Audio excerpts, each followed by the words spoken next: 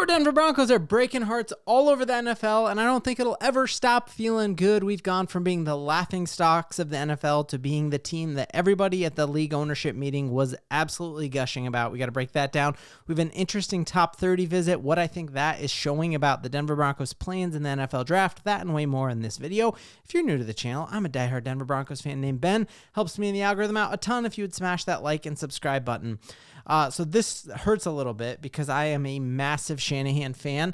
I was hoping originally that Kyle Shanahan would have been the coach of our Denver Broncos. Well, he is now kind of going viral all over Twitter and all over the internet because of how old and sad he looks. And his sadness and his age in particular are partially due to your Denver Broncos and what we did to the 49ers by stealing Dre Greenlaw and Talanoa Hufanga, despite the fact that John Lynch and Kyle Shanahan flew all the way out to try to do a last-ditch effort to get Dre Greenlaw to stay there.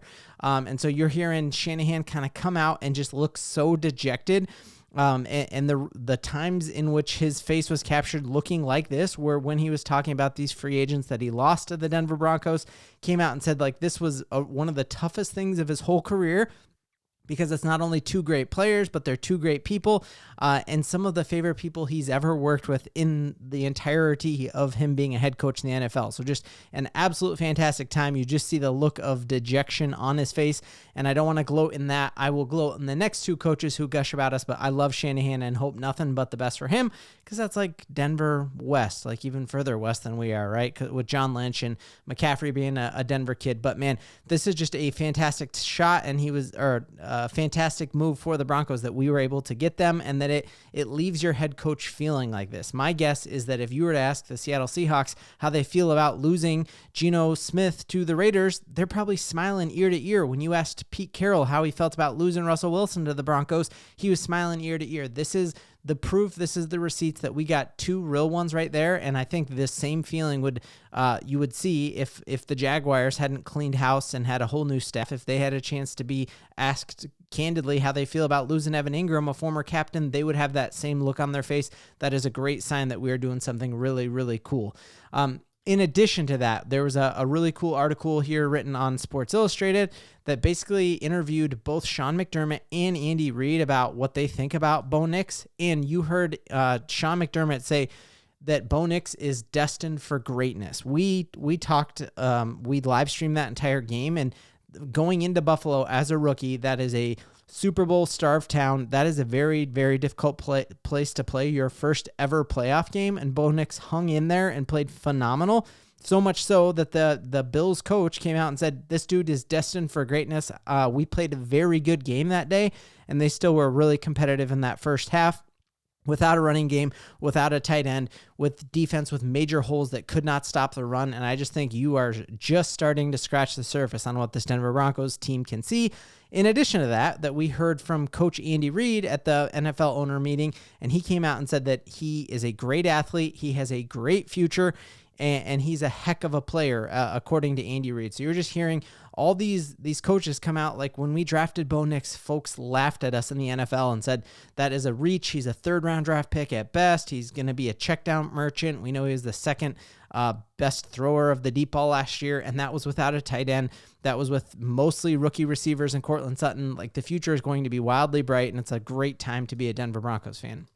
Next big piece of news that I kind of teased here, we had Caleb Johnson actually visit the Broncos and be so hyped about visiting the Broncos that he sent out this picture being at the Denver Broncos training facility. Now, Caleb Johnson, fantastic player. I think has a really, really high upside. Love this. Cameron Parker on Twitter came out and said, like, hey man, Caleb Johnson's numbers might not be quite as good as looking at an Ashton Genty or an Amarian Hampton when you look at it, but that was the only offense for that entire team, and you were playing in the Big Ten against some great rushing defenses, and they never had the threat of throwing the ball. Like, no one in here could probably name an Iowa receiver or who their quarterback was, right? Yet he still put up those types of numbers, being like one of the best, playing in one of the better conferences that, you know, has won national championships in the past 2 years. Just an absolute game wrecker. And to me, the fact that we are bringing him in, he's as excited about it as to tweet that out and be like, hey, I'm with the Broncos.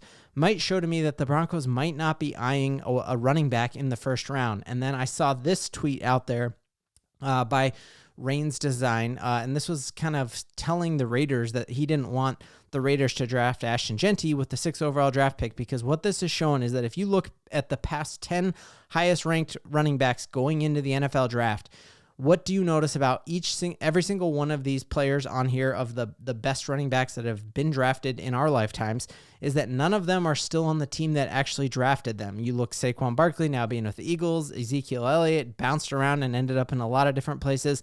Leonard Fournette, not on his same team. The only player on here is Bijan Robinson, and he's probably only on his team still because he's on that rookie contract. My guess is he does not stay where he is in Atlanta, and he's kind of been an underperformer. And so, because there is so much talent in this running back class, I think it is very probable that the Broncos don't end up getting a running back in the first round unless, for whatever reason, Ashton Jeanty falls to us.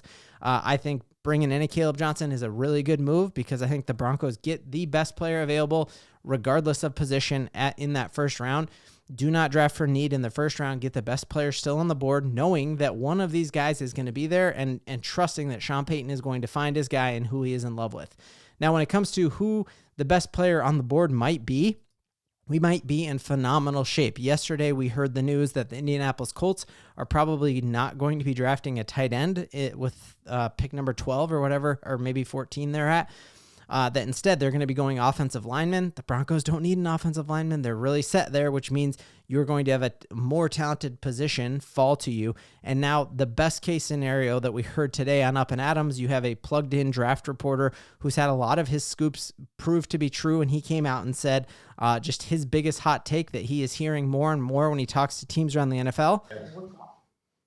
I think Jackson Dart going in the top 10 is the hot one. And you're right. So Jackson Dart going into the top 10, that is exactly what I've been saying on this channel. Like, if that happens, we are in phenomenal shape. If you have 3 quarterbacks go in the first round, and then you have a couple of offensive linemen, you have a couple cornerbacks, we're set there. Any of the spots that we are like, hey, we're good there for the next decade that go before us, that's phenomenal, because that means that the chances of an Ashton Jeanty falling to us are even better. So very, very cool thing there. Last little bit of news that made me really hyped and excited is that Troy Franklin is going from number 16 back to the number he wore at Oregon, the number where he and Bo hooked up for Star Wars type production and numbers. And so you were going to be rocking a number 11 Troy Franklin jersey. So hopefully you didn't buy a number 16 Troy Franklin jersey because it's already out of date, but I'm sure whoever wears 16 will be a great player next year. So that's very cool. And then last bit of good news here is that you heard on the Pat McAfee show that, again, the Bengals, who is going to be a team in the AFC that we're competing with, we not only play them this year, but we're also going to have to be competing with them for a playoff spot. We know our AFC West is loaded, and so it's going to be very difficult to make the playoffs next year. So the more dysfunction that you see in other AFC playoff contenders, the better for us. And it is looking like Trey Hendrickson is very frustrated with how the Cincinnati Bengals are doing business, and they haven't been communicating, and so he's disgruntled. Obviously, the Bengals have been putting all of their money into the offensive side of the ball, and it's frustrating players in Cincinnati, which is great because they are coming to Denver next year. We get to rematch them after losing last year in overtime. So let me know, what do you think is the Broncos' strategy now? We heard George Payton say we're going to get a running back in this draft, the 2nd through the 6th round. You can get a great person.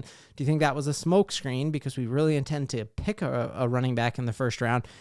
Or where do you think we're going to end up getting one? Broncos country, it's a great time to be a Broncos fan, and we got a ton to believe in. I got 2. No doubt.